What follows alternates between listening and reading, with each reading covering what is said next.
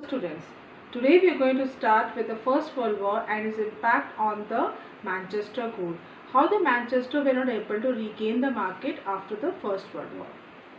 First World War and industrial growth in India. The First World War created a dramatically new situation. Prior to the First World War, industrial production was slow. Industrial production in India increased during the First World War, the following were the reasons. First, British mills were busy with war productions, which led to less imports by Manchester in India. Second, demand for supplying war needs also increased due to prolonged war. Indian factories were called upon to provide war-related items such as jute bags, army uniform, tents, leather boots, horse and mule saddles, etc. Third, after the war was over, Manchester failed to recapture its old position in the Indian market. Cotton production collapsed and export of cotton cloth from Britain fell dramatically. Then, Indian mills had a vast home market for supply of raw materials. New factories also set up and old ones ran multiple shifts. Many new workers were employed and everyone was made to work longer hours. Over the war years, industrial production boomed.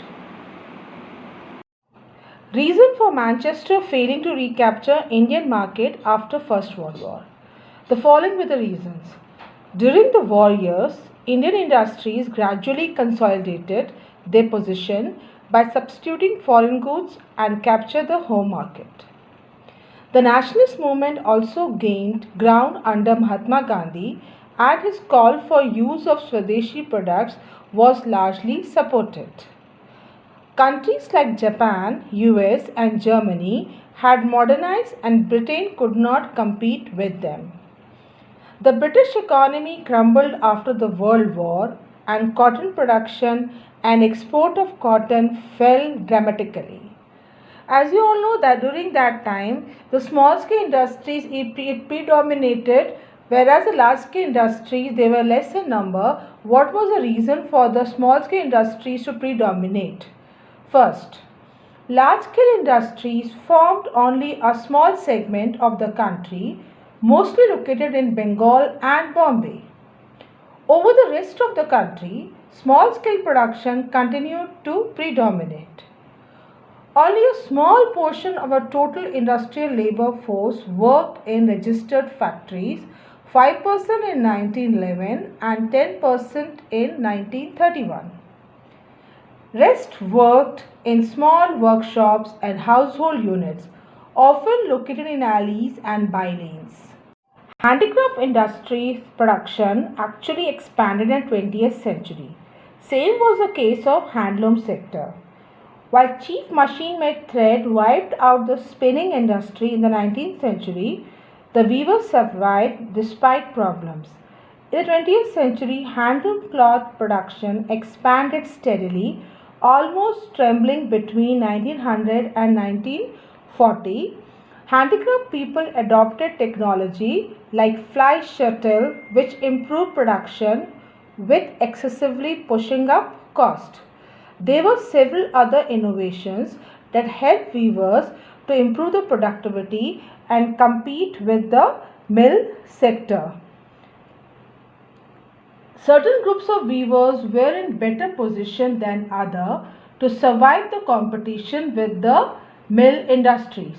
Now, what was the role of the weavers during this time? Amongst weavers, some produced coarse cloth while others wove finer varieties. The coarser cloth was bought by the poor and demands fluctuated violently. In times of bad harvest and famine, when the rural poor had little to eat and their cash income disappeared, they could not possibly buy cloth. The demand for finer varieties brought by well-to-do was more stable. The rich could buy these even when the poor starved. Famine did not affect the sale of Banarsi and Baluchari saris. Moreover, the saris with woven borders or the famous lungis and handkerchief of Madras could not be easily displaced by mill production. Weavers lived hard life and worked long hours. Weavers and other craft people who continued to expand production through the 20th century did not necessarily prosper. They lived hard lives and worked long hours. Very often, the entire household, including all the women and children, had to work at various stages of production process. But they were not simply remnant of past times in the age of factories. Their life and labor was integral to the process of industrialization. Now, what are the benefits of industrialization on the society? As you all know, when industrialization came, there was an increase in production that included the technologically innovations. So, let us see what are the benefits of industrialization on the society. First, it leads to improved standard of entire society as a whole and improves the economic conditions of the people living therein. It leads to prosperity and causes the availability of better and more food, more and better facilities of development of capabilities of individuals. It is an engine for employment, wealth, technical skills. It also helps in the development of technology. It increases productivity, which enables production of a large variety of product and service economically. That is all for today, students. Tomorrow we are going to start with the new topic, that is market for goods.